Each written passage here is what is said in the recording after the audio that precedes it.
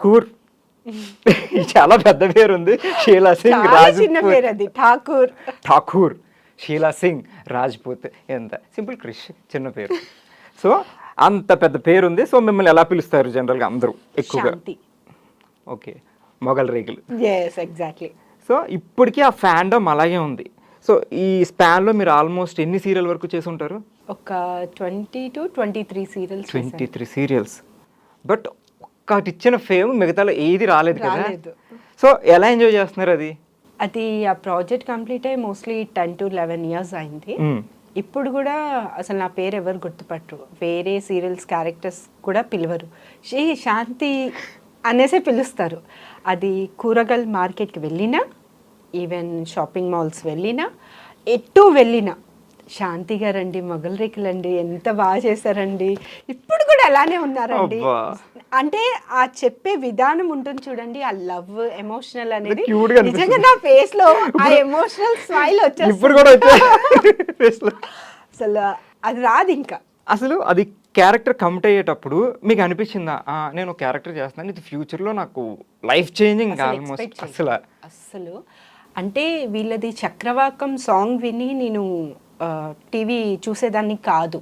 ఎందుకంటే మనకు వర్క్ ఎప్పుడు దొరుకుతుందా అనే దాంట్లోనే ఉండేదాన్ని. చాలా చిన్న ఏజ్లో ఇండస్ట్రీకి వచ్చాను, కొన్ని మూవీస్ చేశాను. ఆ తర్వాత 2006 నుంచి నేను సీరియల్స్లో వచ్చేసాను. బట్ చేస్తున్నాను, జమ్నీ ప్రాజెక్ట్లోనే బొమ్మరిల్లు యాజ్ ఎ హీరోయిన్గా చేస్తున్నాను. అది 100-120 ఎపిసోడ్స్ జరిగింది. నాకు ఆ పేరుతో ఎవరు పిలవలేదు. కానీ శాంతిగా ఆ పిల్లలు పెద్దగా అవుతారు. నా ఎంట్రీ వచ్చి 30th ఎపిసోడ్ అనమాట. పడుకొని ఉంటాను షార్ట్. ఇది కాళహస్తిలో చేశారు. లంగావణి వేసుకొని, అసలు మేకప్ లేదు, ఏం లేదు. పల్లెటూళ్ళలో ఎలా ఉంటారు అలా ఇంట్రడక్షన్ ఇచ్చారు. అసలు అది చూసిన తర్వాత అందరూ ఎక్కడి నుంచో ఫోన్స్ వస్తున్నాయి, నువ్వు ఈ సీరియల్ చేస్తున్నావా, చాలా పెద్ద బ్యానర్, చాలా బాగుంటాయి, ఋతురాగాలు, కాలచక్రం సీరియల్స్ ఇవన్నీ చేశారు, చాలా హిట్ సీరియల్స్ అని చెప్తే అసలు ఆ హ్యాపీనెస్, ఆ ఎమోషనల్ ఆ ఒక రేంజ్లో ఉండేనండి. అసలు మీరు అయితే ఇంత కూడా ఎక్స్పెక్ట్ చేయలేదు. నెక్స్ట్ నాకు ఇంత లైఫ్లో నేను ఎలా గుర్తుపెట్టుకుంటాను. సరే, ఇప్పుడు మీ ఫ్యామిలీ బ్యాక్గ్రౌండ్కి వద్దాం. షీలా సింగ్ రాజ్పూత్. సో మీ ఫాదర్ అంటే ఇది తెలుగు పేరు కాదు, యాక్చువల్లీ తెలుగు పేరు కాదు. సో కానీ మీరు తెలుగు అమ్మాయి. తెలుగు అమ్మాయి అంటే ఇండస్ట్రీకి వచ్చాక నేను తెలుగు అమ్మాయినే. మీరు పుట్టింది పెరిగింది ఎక్కడ? వరంగల్ డిస్ట్రిక్ట్ డోర్నకల్ అండి. చిన్న విలేజ్ కాదు, జస్ట్ చిన్న టౌన్ లాంటిదే. అక్కడే మా నాన్నగారు సౌత్ సెంట్రల్ రైల్వేలో mechanic job, central government. So అలా నేను పుట్టి పెరగడము మొత్తం ఆ ఊర్లోనే జరిగింది. సెంట్రల్ స్కూల్లోనే చదువుకున్నాను. అందరు అనుకుంటారు పెద్ద డిగ్రీ అది, అసలు కాలేజ్ లైఫే తెలీదు. ఎస్ఎస్సి చేశానండి, 10th క్లాస్ ఎగ్జామ్స్ రాశాను. నాకు ఆపర్చునిటీ వచ్చింది సీమసింహం ఫస్ట్ మూవీ, బాలయ్యబాబు గారు. ఎస్, దాంట్లో లేడీ ఫైటర్స్ కావాలి అనేసి మా అక్కగారికి ఎవరో అడిగారంట. సో ఆవిడ ఫొటోస్ ఇచ్చారు. ఆ ఫోటో ద్వారా ఊరికి కాల్ చేయడం, నేను అక్కడికి వెళ్ళడం.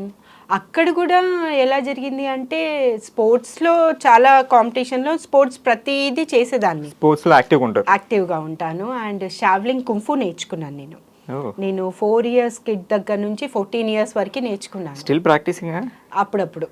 ఓకే, జాగ్రత్త. సో అలా చేసుకుంటూ వస్తే లేడీ ఫైటర్స్ కావాలంట, నీకు ఏమైనా ఇంట్రెస్ట్ ఉందా అంటే సరే ఒకసారి పంపించు అంటే వాళ్ళు కాల్ చేశారు, వెళ్ళాను. బట్ వాళ్ళు ఇచ్చిన కాస్ట్యూమ్ ఉంటే నాకు కొంచెం shy feeling, some short and ఇలా ఇచ్చారు. అయితే బాలయ్య గారు పిలిచారు, ఎందుకు అమ్మాయి వేసుకోదంట అంటే తను పిలిచి, లేదు సార్ నాకు ఎప్పుడు వేయలేదంటే, మరి నువ్వు స్పోర్ట్స్ కదమ్మా, అప్పుడు కూడా షార్ట్ అండ్ మనం టీషర్టే వేసుకుంటాము, అక్కడ అన్నట్టే ఇక్కడ ఉండు, నలుగురు వీళ్ళ గురించి ఆలోచించద్దు, నీ పనేంటో నువ్వు చూసుకుంటూ వెళ్ళు, మనం కరెక్ట్ ఉంటే ఎవరు ఏమన్నారు అని ఆయన చాలా పద్ధతిగా మాట్లాడడం జరిగింది. ఆ తర్వాత నాకు కొంచెం స్పోర్టివ్గా తీసుకొని చాలా మన పనేంటో మనం చేద్దాము అని, అంటే అన్ని ఫైట్ సీన్ అనమాట సెకండ్ హాఫ్లో ఉంటుంది. ఆ ఎక్స్పీరియన్స్ అయిన తర్వాత కొన్ని ప్రాజెక్ట్స్ వచ్చాయి.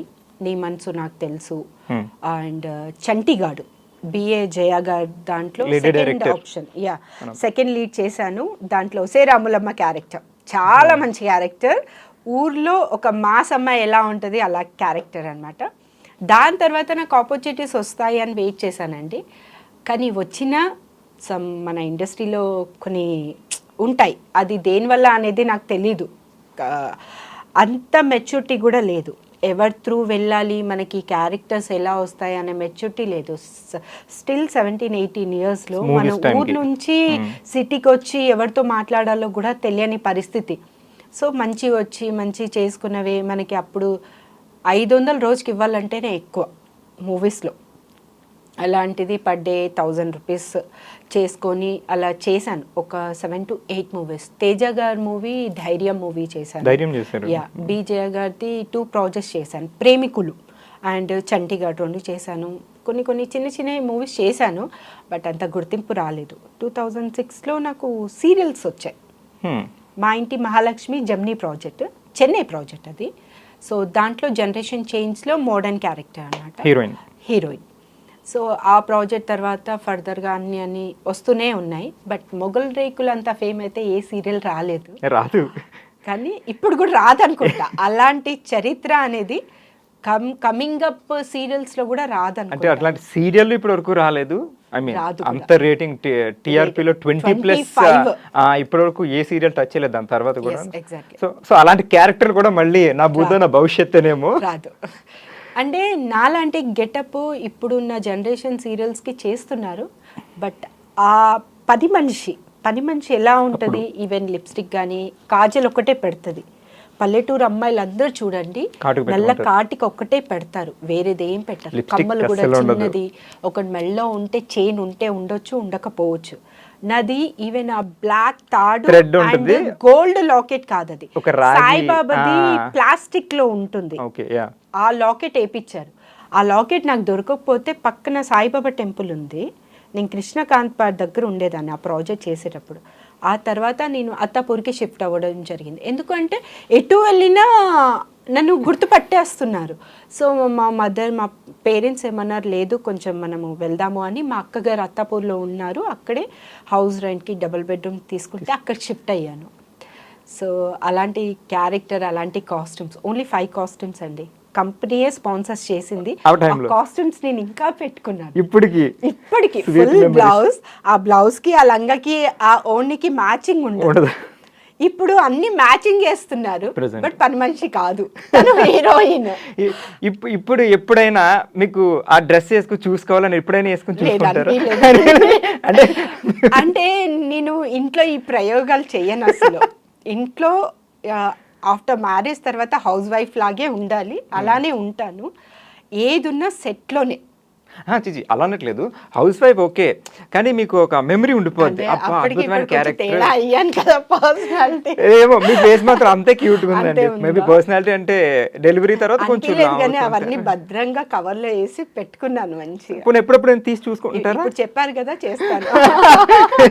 ఈసారి ఫోటో తీసి అప్పుడు ఇన్స్టాగ్రామ్ ఏం లేవు సోషల్ మీడియాస్, ఈసారి ఇన్స్టాగ్రామ్ తీసుకొని పెట్టండి. ఎగ్జాక్ట్లీ పోస్ట్ శాంతి.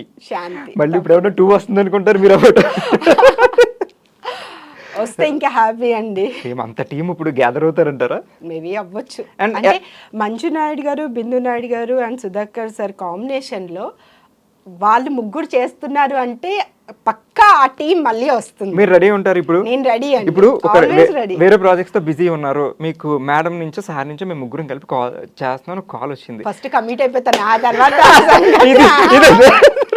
ఆ తర్వాత సంగతి ఏదైనా ఫస్ట్ మొగల్ రేకులు వాళ్ళకే ప్రయారిటీ అంటారు. ఇంట్లో ఐ మీన్ మీది మూవీ బ్యాక్గ్రౌండ్ కాదు, ఈ ఆర్టిస్టులు ఎవ్వరు లేదు, బట్ మీరు ఇలా నేను వెళ్తాను అన్నప్పుడు మీ పేరెంట్స్ ఓకే చెప్పడం? మా డాడీ వద్దన్నారు, మమ్మీ సపోర్ట్ చేశారు, మా అక్కగారు కూడా సపోర్ట్ చేశారు.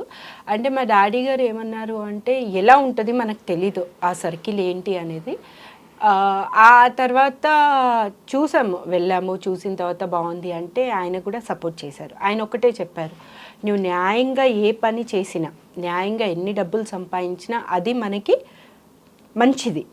కానీ అంటే ప్రతి ఒక్క దాంట్లో రాంగ్ వేస్ ఉన్నాయండి, అది వాళ్ళ చాయిస్, అది ఎవరి చాయిస్ వాళ్ళది. కానీ కొంతమంది కావాలని చేయరు, కొంతమంది చెయ్యాలి అని కూడా చేయరు. అలాంటిది ఆయన ఒక్కడే చెప్పారు, ఏదున్నా న్యాయంగా వెళ్ళి చేయమ్మా, నువ్వు సంపాదించేది 100 రూపాయలైనా 10 రూపాయలైనా న్యాయంగా సంపాదించేది నువ్వు తినేదానికి న్యాయం చేస్తుంది అని చెప్పారు. సూపర్, మంచి డాడీ. సో వెళ్ళే వరకు వద్దన్నారు కానీ వెళ్ళాక మీ వే చూసి అంత నచ్చింది. అంత బాగుంది. సో ఈ మొగల్ రేగుతో మీకు వచ్చిన ఫేమ్ మీరు బాగా ఎంజాయ్ చేశారు. సో ఆ ఫేమ్కి మీ డాడీ ఎలా ఎంజాయ్ చేశారు? చాలా అసలు అసలు expect చేయలేదు. 8:30 వస్తుందంటే 8 నుంచే టీవీ ఆన్ ఉంటుంది. ఇంకా బాగా చేయాలమ్మా ఈ ఓహో. పాత్ర ఇలా కదా, వేరే Suggestions సీరియల్స్ ఇచ్చేవారా? కూడా చూసేవారు. ఇది ఇంకా కదమ్మా, దీనికి ఇంకా ఇంప్రూవ్ చెయ్యి, వాళ్ళు ఎలా చెప్తారు అలా చెయ్యి అని చెప్పారు.